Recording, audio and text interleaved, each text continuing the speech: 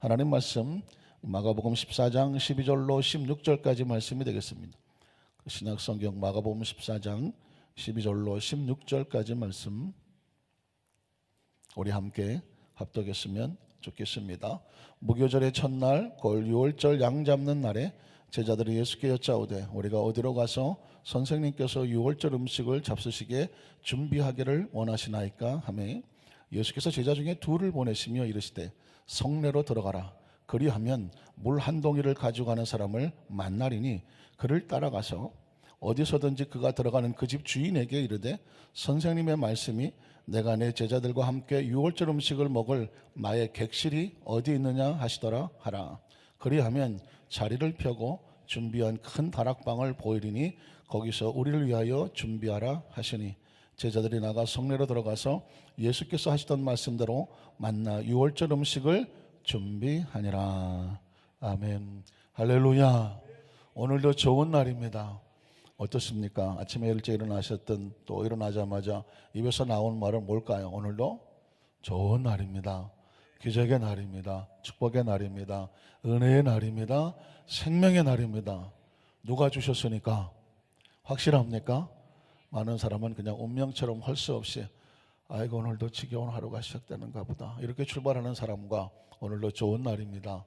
축복의 날이고 기적의 날이고 오늘 주님께서 분명한 목적과 이유가 있어서 오늘 하루에 또 생명을 주신 줄로 믿습니다. 이렇게 고백하고 출발하는 사람은 전혀 삶의 모양이 다르죠. 오늘 보니까 영하 10도 이렇게 찍혀오더라고요. 영하 10도면 어떻습니까?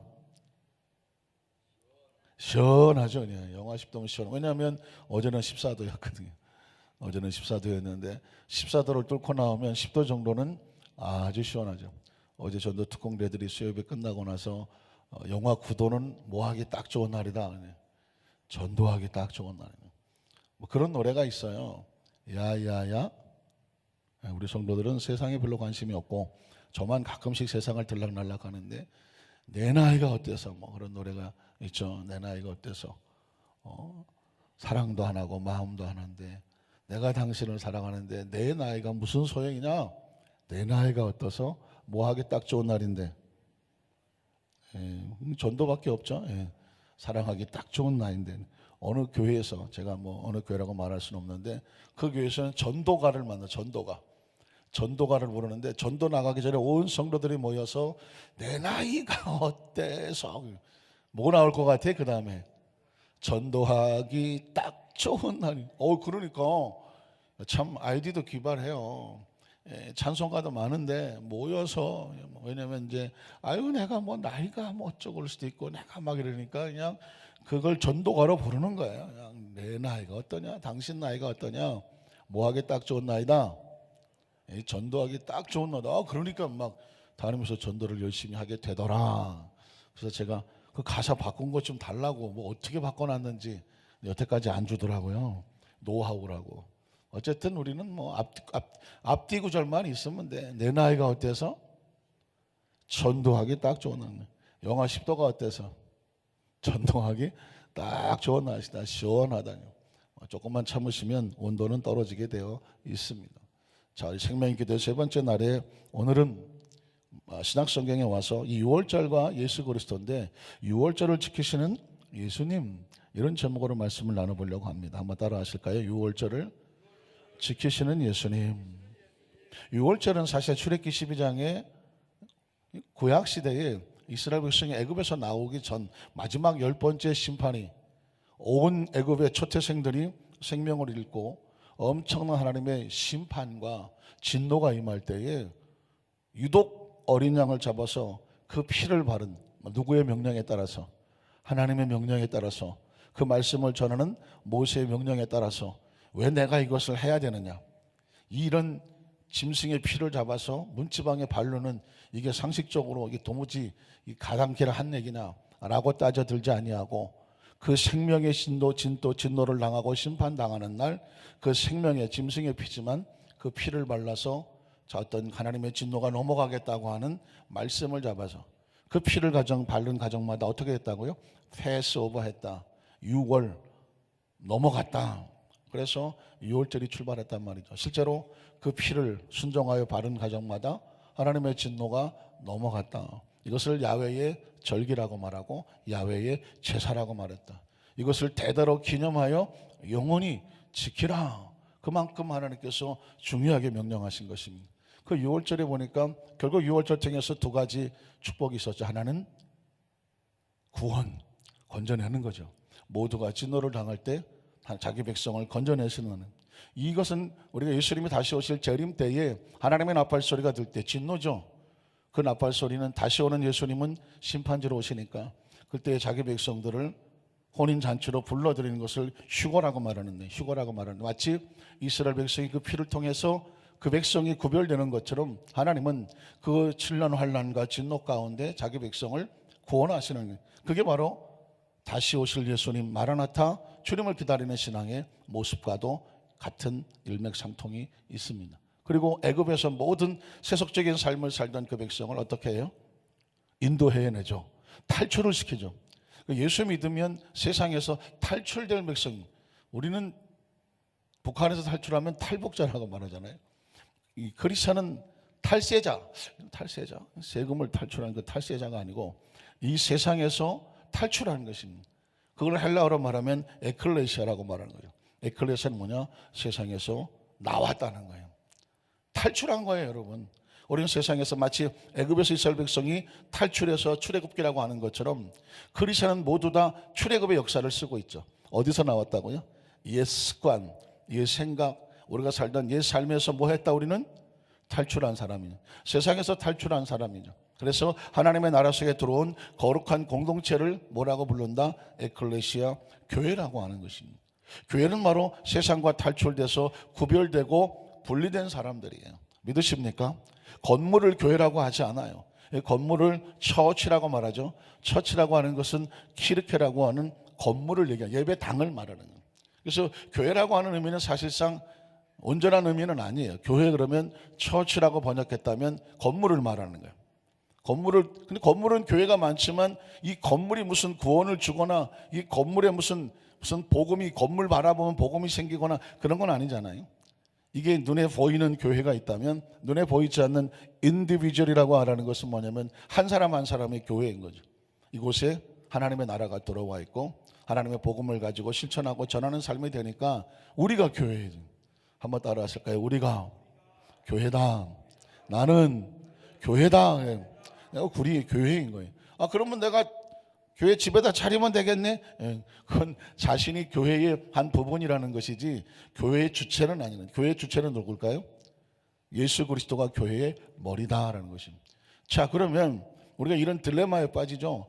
유월절을 대대로 지키라고 그랬는데 하나님 야훼의 제사라고 말했는데 영원한 절기라고 말했는데 크리스천은 이 유월절을 어떻게 접근해야 되는가? 예수님이 어떻게 하셨는지 예수님과의 연관을 보면 됩니다. 우리는 첫 번째로 예수님의 사역 속에 유월절을 어떻게 하셨는지 한번 살펴보겠습니다. 오늘 본문에 마가복음 14장 12절에 보니까 유월절을 준비하시는 예수님과 제자들의 모습이 나오죠. 자, 유월절의 또 다른 말을 무교절이라고 말합니다. 무교절은 왜 그러냐면 누룩이 들어가지 않은 빵, 그 빵을 좀 고통스럽고 힘들지만 씹어 먹으면서 고난을 상징하면서 급하고 지금 빨리 나가야 되기 때문에 뭐 누룩을 짓고 발효시키고 이럴 시간이 없어요. 사실은요, 크리스찬은 급합니다. 제가 막 절박하고 절실함을 넘어서 급박하고 급실하다는 말을 제가 만들어 쓴다고 말했죠. 애굽에서 나올 때 그랬어요. 지금 애굽에서 갑자기 나가야 되는데 거기 뭐 이것저것 따지고 할 게 없어요. 그냥 똑도 뭐 발효되지 않은 거 그대로 막 반죽해서 뭐 그냥 들고 나가는, 그게 이제 무교절이에요. 무교절을 다른 말로 유월절이라고 말하는데 그 유월절에 뭘 잡아요? 양을 잡죠. 왜 잡을까요?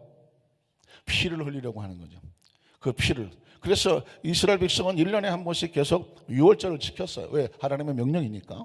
자, 예수님도 제자들과 함께 유월절 양 잡는 날에 제자들이 예수께 여짜오되 이렇게 묻습니다. 우리가 어디로 가서 선생님께 유월절 음식을 잡수시게 준비하기를 원하십니까? 예수님도 유월절을 지키셨다 안 지키셨다? 지키셨죠. 제자들과 함께 그 당시 아주 중요한 1년의 첫 번째 절기가 바로 유월절이니까 유월절을 준비하려고 한다. 그런데 여기서 굉장히 놀라운 메시지가 나와요. 그 다음 절을 보면 예수께서 제자 중에 둘을 보내시며 이르시되 성내로 무조건 들어가라. 무조건 들어가면 그 다음에 어떤 일이 벌어져요? 물 한 동이를 가지고 가는 사람을 만나게 된다. 그러면 그 사람을 무조건 따라가라요. 이 물 한 동이는 가진 사람은 이름도 없어요. 성도 안 나오고 어떤 사람인지 전혀 개인적인 인포메이션, 정보가 없어요. 그러나 아주 중요한 사람이에요. 이 사람을 따라가면 예수님과 제자들이 유월절을 할 수 있는 장소가 준비된 곳을 가르쳐 줍니다. 유월절이 왜 중요하냐면 바로 그 유월절에서 예수님의 최후의 만찬 기억하십니까? 레오나르도 다빈치의 최후의 만찬, 그림이 아주 유명하죠, 성화가. 그 장소가 바로 이 물 한 동이를 진 사람을 따라갔더니 거기 준비되어 있는 그 다락방을 말하는 것입니다. 거기서 최후의 만찬, 요한복음 14, 15, 16에 최후의 만찬의 마지막 예수님의 성만찬 강화 말씀이라고 하는 것이 거기서 나오는 것입니다. 자, 그런데 그 어떤 것을 하기 위해서는 반드시 배후에서 뭐한 사람이 있어요? 헌신하고 수고하고 땀 흘리고 준비한 사람이 있어요. 그냥 털커덕 생기는 일은 절대로 없어요. 유월절을 지키는 최후의 만찬, 보기에 좋죠. 탁식탁도 있고 예수님 가운데 앉아 계시고 12제자가 앉아 있고 마지막 포도주와 떡을 떼시면서 예수님이 말씀을 나누는 장면이 나오는데 그 장면이 있기까지 배후에서 땀 흘리고 수고한 사람이 있는데 그 첫 사람이 누구냐면 물 한 동이를 가지고 가는 사람, 이 장소를 안내하는 사람입니다. 자, 그를 따라가서 14절에 보면 어떻게 할까요? 어디든지 그가 들어가는 곳이면 그 집을 따라가 들어가라는 것입니다. 그 집주인에게 이르되 선생님의 말씀에, 누구의 말씀에? 선생님 누구예요? 예수 그리스도의 말씀에 내가 내 제자들과 함께 뭐 하고 싶어요? 유월절 음식을 먹을 나의 객실과 나의 음식이 어디 있느냐? 미리 준비되어야 된다. 자, 우린 여기서 뭐를 생각해낼 수 있냐면 하나님의 나라는 이미 준비된 사람들이 있어요. 제자들은 몰랐죠. 어디서 드릴까요? 주님. 그랬더니 걱정하지 마라. 성내로 들어가면 물을 지고 물 한 동이 지고 한 사람이 있는데 그 사람 따라가 봐. 그러면 어느 집에 들어가든 그 집에 들어가 주인에게 예수님께서 머무르고 드시고 할 수 있는 유월절에 준비된 음식과 객실이 어디 있냐고 물어보라고 하는 것입니다. 이 얘기는 뭘까요? 사전에 얘기가 되어 있는 거죠. 주님께서 하나님 나라에서 예비된 사람이 있었습니다. 그래서 유월절 최후의 만찬의 두 번째 중요한 사람은 바로 이 사람이에요. 역시 이 사람은 이름도 없어요. 성도 모르고 뭐하는 사람은 그 집 주인이란 것밖에 없어요. 그런데 이 사람은 기꺼이 어떻게 할까요? 그 다음 절에 보면 그러면 자리를 펴고 준비한 큰 다락방을 보여줄 것이다. 기다리고 있는 것이죠. 하나님의 나라는 이래요. 하나님께서 예비된 곳을 그런 사람들이 모여서 하나님의 나라를 이끌어가는 것을 보게 됩니다. 화려하지 않아요. 겉으로 드러나지 않아요. 저 사람 누구야? 사람들이 알아주지도 않아요. 몰라요. 그러나 주님은, 하나님의 나라는 이런 사람들을 통해서 하나님 일을 여전히 하고 계시더라는 것이죠. 그 최후의 만찬 정말 중요한 거거든요. 예수님께서 오죽하면 마태복음 14, 15, 16 심지어 17까지 요한복음의 4개의 장을 바로 이 최후의 만찬 장소에서 말씀을 하신 것입니다. 그 말씀이 기록된 곳입니다. 오죽하면 최후의 만찬이라고 레오나르도 다빈치가 그림을 그린 유명한 성화가 되어 있습니까? 그런데 그 집이란 말이죠. 그런데 그 집주인을 몰라요. 누군지도 모르고 그 사람이 어떤 사람인지 몰라요. 기꺼이 소림없이 정말 왼손이 아닌 오른손 모르도록 그는 주님을 위해서 준비되어 있었던 사람입니다. 성경에 보면 또 그런 사람이 있죠. 마태복음 10장에 보니까 그 예수님 마지막 귀한 사역을 위해서 종려주일이라고 말하죠. 고난주일 전에 종려주일이라고 말해요. 예수님께서 구약에 예비된 대로 나귀를 타고 들어가셔야 되는데 나귀가 갑자기 어디 있어요? 예수님께서 벳바게, 기억하시나요? 벳바게를 가면 나귀가 있는 것을 보게 되는데 무조건 풀어오라는 것입니다. 이해하기 쉽지 않죠. 그럼 주인이 물을 거라는 거예요. 그거 왜 나귀 풀어가시오? 그럼 이렇게 말해라. 주가 쓰시겠다. 한번 따라하실까요? 주께서 쓰시겠다. 굉장히 중요한 말이에요. 주가 쓰시겠다고 하면 그 사람이 풀어줄 거라는 것입니다. 전 성경을 읽다가 이런 사람들을 찾아봤어요. 겉으로는 안 드러나요. 그리고 뭐 화려하지도 않고요. 그걸로 끝이에요. 다시 등장하지도 않아요. 그런데 그 나귀를 타고 예수님께서 예루살렘에 입성을 합니다. 뒤집어 말하면 이 사람은 평생 나귀를 키우면서 뭘 기다렸을까요? 언젠가 주님이 뭐 하러 오신다. 내가 쓸게. 그걸 주께서 쓰시겠다고 하는 그날을 준비하면서 그 나귀를 키우고 있었다는 것이죠. 어떻게 생각하십니까? 물 한 덩이를 치고 하는 사람은 왜 물 한 덩이를 치고 저렇게 맨날 무겁게 돌아다닐까? 언젠가 나를 통해서 최후의 만찬의 장소로 주님이 나를 인도자로 쓰실 것이다. 그게 사명이죠. 이 최후의 다락방에 있는 사람은 언젠가 그날 주님이 와서 내가 이 집에서 최후의 만찬 유월절을 이곳에서 지킬 것이라고 하는 그날을 위해서 방을 준비하고 있는 것이죠. 그날을 위해서 음식을 준비하고 있는 것이죠. 그러므로 천국은 준비하는 것이죠. 여러분, 우리 크리스찬들은 그런 사고를 살아야 돼요. 하나님께서 언젠가 나를 쓰시고 또 내게 주신 것을 가지고 주께서 쓰시겠다고 할 때에 거룩한 부담감을 가지고 그것에 동참할 수 있는 신앙의 주인공이 되기를 주님의 이름으로 축복합니다. 왜냐하면 하나님의 나라는 그랬어요. 하나님의 나라는 이를 사렙다 과부를 보십시오. 마지막 한 끼 남은 양식인데 하나님이 쓰시겠다는 것입니다. 그걸 가지고 3년 6개월 동안 엘리야와 함께 그 귀한 사역을 할 때에 먹고 마시는 통로로 마지막 남은 한 끼를 쓰시겠다는 것입니다. 아니 뭐 이런 것도 쓰셔? 아유 풍족하지 않아서가 아니라는 것이죠. 준비된 사람을 준비하게 하시고 그 사람과 함께 하나님의 일을 하게 하신다는 것입니다. 여러분 조금 성경을 아시는 분은 기억나시겠죠? 기억을 더듬으면 하나님께서 엘리야에게 이제 너 저 사렙다로 가. 그럼 내가 한 과부를 만나게 할 건데 과부에게 명령해서 너를 공개하라고 이미 명령해놨어. 가서 그의 집에 들어가서 음식을 청하라고 말했습니다. 엘리야가 오다 가다 배가 고파서 사렙다 과부에게 아무 집에나 들어가서 음식 좀 주시오 한 것은 아니었습니다. 하나님의 계획과 섭리에 따라서 그 집에 들어간 거죠. 굉장히 부담되죠. 그걸 거룩한 부담이라고 말해요. 그 한 끼를 내 아들을 주고 마지막 먹고 죽을 건데 이걸 달라고 합니까? 부담감이 심했다는 것입니다. 그런데 어떻게 합니까? 야훼의 말씀에 하죠. 결국 하나님의 나라와 사역을 위해서 하나님의 종들도 마찬가지고 저 사렙다에 정말 남편 없이 홀로 어린 아들을 데리고 사는 정말 힘들고 어려운 과정도 결국 하나님의 나라의 도구로 쓰임받는 통로였습니다. 이 모습과 또 여러분 마태복음 26장에 옥합을 깨뜨렸던 예수님의 머리에 바라보면서 그 향유를 발랐던 한 여인, 이름 없는 그냥 마리아라고 추정을 하는데 성경은 그냥 이름 없는 여인이에요. 이 사람이 뭐 어떻게 화려하게 뭐가 그 다음에 뭐 어떻게 됐더라 뭐 그런 말 없어요. 그렇지만 그 향유를 붓는 걸 보고 다른 사람은 비난했어요. 저 비싼 걸 가지고 아유 안타깝다. 그렇지만 예수님은 뭐라고 말합니까? 그 사람을 가만 내버려 둬라. 저가 내게 뭘 했다? 좋은 일을 했다고 말합니다. 나의 십자가 대속에 그를 준비하고자 합니다라고 말했습니다. 여러분 신앙의 성공은요 주님이 나를 쓰시고자 할 그 타이밍에 주님이 쓰시게 하는 거예요. 옆에 따랐던 제자들이 훨씬 화려해 보이죠? 전 그 사람들이 제일 부러워 보이는데 성경의 이 카메라 초점은요 이 조명은 제자들에게 맞추지 않아요. 이것들은 좀 있으면 다 도망갈 사람들이에요. 다 예수님 버리고 도망가고 부인할 사람들이. 그런데 한 여인은 예수님의 십자가의 대속 그 피의 제사에 그가 죽고 장사되어지면 그 시신을 향유를 바를 그거를 의미하면서 자신의 삶의 최고의 가치를 쏟아붓고 있습니다. 여러분 성경을 이렇게 보면은 카메라의 조명이 어디로 가는지를 봐야 돼요. 예수님을 따라가다가 12제자가 화려한데 12제자에게 하지 않아요. 카메라가 갑자기 옥합을 깨인 여인에게 초점을 맞춰요. 그 얘기는 뭘까요? 여러분도 이 여인의 그 신앙의 모습을 바라보면서 도전을 받으라고 하는 거죠. 뭐라고 말합니까? 내가 복음이 전해지는 곳이면 이 여인의 행한 일을 영원토록 뭐하게 하리라? 기념나고 기억나게 하겠다고 말하는 것입니다. 신앙의 성공은요 주님이 사용하시고 주님의 나라의 사명을 감당하면 그게 성공이에요.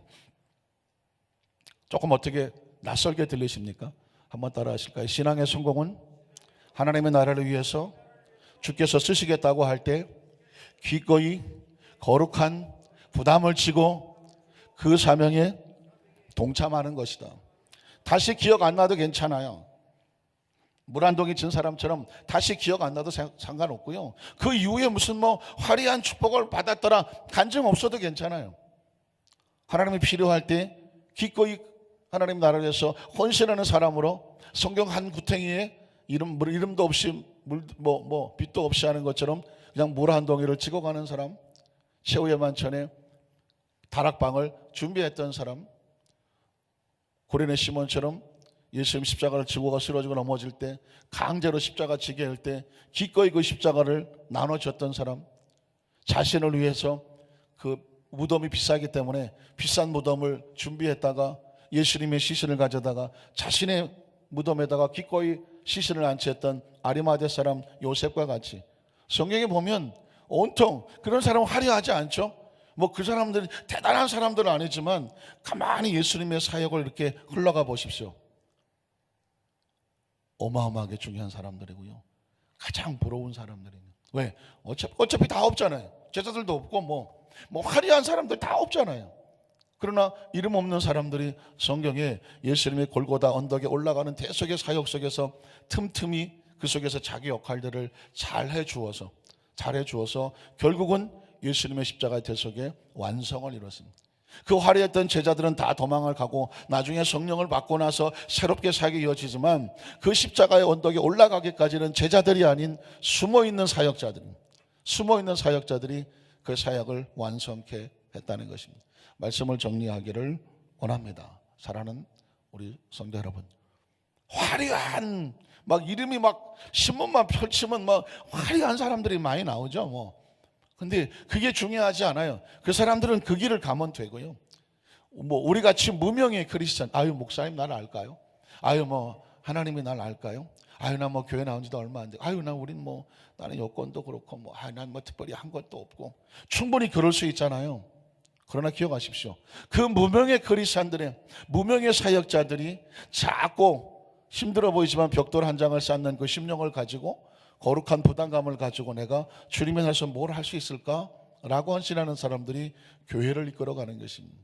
사실은 아주 조심스럽지만 그 교회에 가면 강대상이든 또 피아노든 악기든 또 아니면 마이크든 의자든 다 이름 없이 빛 없이 숨겨져 있는 크리스찬들의 헌신을 통해서 사실상은 이 안에는 헌신들이 쌓여 있는 게 그게 교회가 아니던가요? 여러분 거룩한 부담을 가져야 돼요. 어떤 부담을 가져야 되느냐? 내가 하나님의 교회를 위해서, 하나님의 나라를 위해서 만약에 어디 전도를 한다, 아니면 어떤 교회 행사를 한다, 또 어떤 일이 있다, 아무 것이 없더라도 나는 하나님의 몸된 이 성전을 위해서, 하나님의 나라를 위해서, 우리 교회를 위해서, 성도를 통해서 내가 뭘로 하나님을 기쁘시게 할 수 있을까? 무슨 큰 돈을 들이자는 게 아니고요. 어떤 크게 그냥 목숨을 걸라는 게 아니에요. 각자 맡겨진 곳에서 하나님 나라를 위해서 나는 기꺼이 이런 일을 하고 싶습니다 라는 무명의 크리스찬이지만 무명의 사역자와 같이 그런 사람들이 가득 차주면 되는 거예요. 가득 차주면 누가 하겠지 내가 아니면 난 그런 데 신경 쓰면 이렇게 모두가 무관심하면 가장 황량한 곳이 되죠. 그러나 모두가 비록 걸레질을 하든 무슨 빗자루질을 하든 물 한 컵을 떠넣든 뭔가를 위해서 한쪽 구덩이를 깨끗하게 하든 뭔가 이런 정성된 마음들이 모이면 가장 따뜻하고 뜨겁고 그리고 하나님의 사랑이 충만하고 늘 초점이 있는 그런 교회가 될 줄로 믿습니다. 6월절 행사라고 하는 거대한 예수 그리스도의 사역의 가장 마지막 하이라이터 같은 최후의 만찬은 이렇게 소리 없는 사람들을 통해서 이루어진 것이죠. 오늘 주님께서 우리에게 도전할 것 같아요. 넌 무엇을 할 수 있니? 기억하세요. 그냥 살아 숨쉬는 동안에 작은 것이든 누가 알아주든 알아주지 아니하든 이건 정말 하나님 나라에 중요하겠다 생각하는 것이 있다면 기꺼이 한번 도전해 보십시오. 그리고 하나님의 나라 속에 한 작은 구덩이에 여러분의 이름은 없어도 그 모습, 물 한 동이를 찌고 가든 다락방을 내어놓든 음식을 준비하든 아니면 작은 헌신을 하는 영광을 돌리든 사람은 대신에 안 알아줘도 괜찮아요. 안 알아주는 게 좋을 수도 있어요. 왜? 하나님의 상급을 하늘에서 주실 줄로 믿습니다. 그런 거룩한 기대감을 가지고 남은 생애에 오늘 또 뭘 할까? 이런 거룩한 고민과 부담감을 가지고 오늘 한번 살아보십시오. 그러면 그 부담감을 주님이 느끼실 거예요. 기억하실 거예요. 어떤 모습인지 주님의 자랑과 기쁨과 기억 속에 남기를 주님의 이름으로 축복합니다. 기도하겠습니다. 하나님 아버지 감사합니다.